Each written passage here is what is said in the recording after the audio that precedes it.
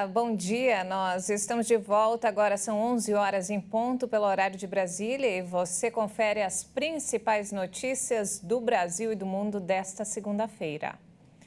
O governo federal ofereceu apoio aos municípios afetados por temporais e alagamentos no Rio de Janeiro. Até agora, 11 pessoas morreram após as fortes chuvas que atingiram a região. O Corpo de Bombeiros informou que segue nas buscas por uma mulher desaparecida após a queda de um veículo no Rio Botas, em Belford Roxo. O presidente Lula conversou neste domingo com prefeitos fluminenses para oferecer apoio ao trabalho das prefeituras e assistência da população atingida pelos temporais e alagamentos. A Secretaria de Estado de Defesa Civil e o Corpo de Bombeiros do Estado informaram que pelo menos 11 pessoas morreram após as fortes chuvas que atingiram a região. O ministro Valdez Góes, da Integração e do Desenvolvimento Regional, deve viajar à região com uma equipe do governo federal para acompanhar a situação e encaminhar as medidas de auxílio aos afetados. Os bombeiros atenderam a cerca de 230 ocorrências relacionadas às chuvas em 24 horas em todo o território fluminense, relacionadas a salvamentos de pessoas, inundações, alagamentos, cortes de árvores, desabamentos e deslizamentos. Além das mortes, a chuva provocou prejuízos materiais para moradores, provocou a interdição de vias expressas importantes e o fechamento de estações de metrô e trem. Pela manhã de domingo, ainda era possível ver carros virados e bolsões d'água em partes da capital fluminense. As regiões mais afetadas foram a zona norte do Rio e municípios próximos da região metropolitana, onde se concentraram as mortes por causa de um deslizamento de terra, afogamentos e descarga elétrica. O prefeito do Rio, Eduardo Paes, decretou situação de emergência no município devido aos danos e impactos provocados pelas chuvas. A decisão foi publicada em edição extra do Diário Oficial. A força da água estava aumentando cada vez mais, ela derrubou o muro. O muro levou meu carro, conforme a força da água, a força levou e o meu carro foi junto. E agora meu carro se encontra ali em perca total, pelo que eu tô vendo. Estive aqui para trabalhar domingo e chegamos aí, tudo cheio, tudo enchente, tudo transtornado, entendeu? Estamos nesse prejuízo aí, mais de 30 mil, 40 mil de prejuízo. E é isso aí. E todo ano é a mesma coisa, quando chove assim forte, aqui enche, vira uma piscina, uma lagoa de verdade. E olha só, a Caixa Econômica Federal anunciou que começará a pagar o abono salarial do calendário de 2024 referente ao ano base 2022 em 15 de fevereiro. O crédito ao trabalhador será feito de forma escalonada, de acordo com o mês de nascimento do beneficiário.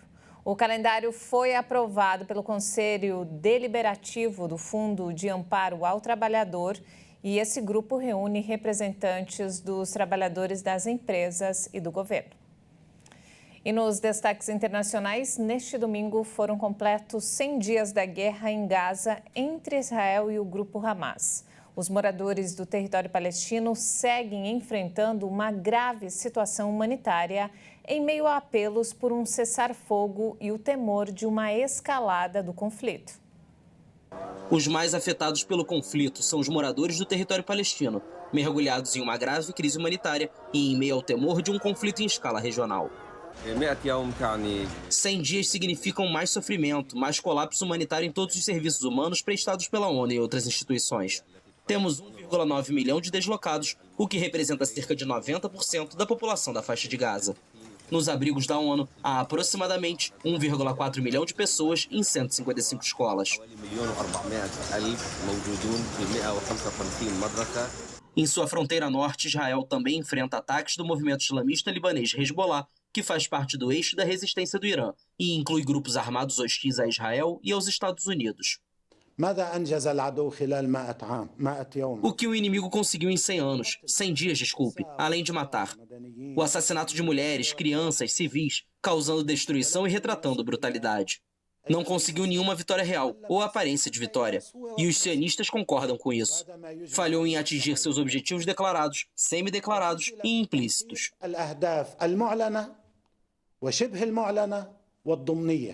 O conflito foi desencadeado após o ataque de 7 de outubro em Israel, que, segundo uma contagem com base em dados de autoridades israelenses, deixou cerca de 1.140 mortos, a maioria civis. Em retaliação, Israel prometeu aniquilar o Hamas e lançou uma operação terrestre e aérea na faixa de Gaza, que já deixou, de acordo com o Ministério da Saúde do movimento islamista, quase 24 mil mortos, sobretudo mulheres e menores de idade. Um caça dos Estados Unidos interceptou um míssil disparado pelo grupo rebelde Houthis no Mar Vermelho. O projétil foi lançado na direção de um navio americano que opera na região. Este é o primeiro ataque das forças rebeldes reconhecido pelos americanos desde os bombardeios feitos pelos Estados Unidos e Reino Unido a alvos dos Houthis no Iêmen. Não houve feridos. E olha só, a ONU espera arrecadar 4 bilhões de dólares em ajuda humanitária para a Ucrânia, cerca de 20 bilhões de reais. A organização fez uma reunião em Genebra nesta segunda-feira para tratar do assunto quando a guerra se aproxima do segundo ano. Em um comunicado, a Organização das Nações Unidas detalhou que a recente onda de ataques recorda o custo devastador desta guerra para os civis, no momento em que um inverno rigoroso aumenta a necessidade urgente de uma ajuda humanitária que salva vidas. Cerca de 14 milhões e 600 mil pessoas vão precisar de ajuda humanitária na Ucrânia este ano, ou seja, 40% da população. A ONU destacou que centenas de milhares de crianças vivem em localidades da linha de frente, aterrorizadas, traumatizadas e desprovidas das coisas mais essenciais. O secretário-geral adjunto de Assuntos Humanitários, Martin Griffiths, e o chefe da Agência da ONU para os Refugiados, Filippo Grandi, lançaram um plano de ajuda em uma coletiva de imprensa conjunta na sede da ONU em Genebra. Pelo menos 6 milhões e 300 mil pessoas fugiram da Ucrânia e se refugiaram principalmente na Europa.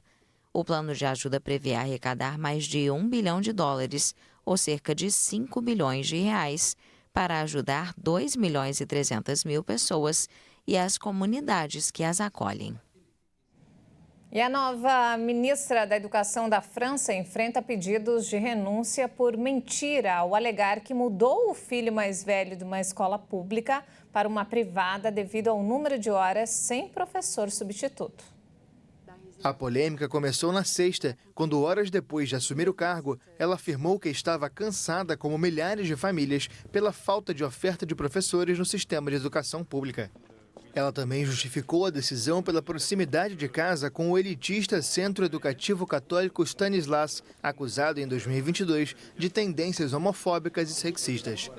Apesar disso, o jornal Libération afirmou que o filho mais velho da ministra passou só um semestre na escola pública infantil Littré e que trocou porque não pôde adiantar um ano, não por problemas de ausência de professores.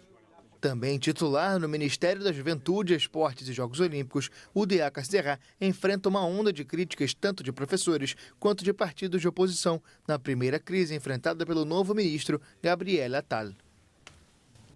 E essa edição fica por aqui. Mais informações daqui a pouco, à 1 da tarde, com Daniela Parisi. Muito obrigada pela companhia, um ótimo dia para você e até mais.